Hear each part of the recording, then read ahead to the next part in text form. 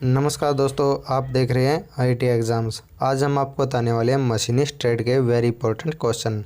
ये क्वेश्चन पिछले वर्षों जो एग्ज़ाम हुए थे उन एग्ज़ाम में ये क्वेश्चन पूछे गए हैं और आगे आने वाली परीक्षाओं में ये क्वेश्चन पूछे जाएंगे। इसलिए आप इस वीडियो को ध्यानपूर्वक देखें और हमारी वेबसाइट है vidyakasagar.com, इस पर भी जाकर आप विजिट कर सकते हैं। इस पर आपको ITI के हर ट्रेड के क्वेश्चन मिल जाएंगे, जिससे आप अपनी तैयारी अच्छे से कर सकते हैं।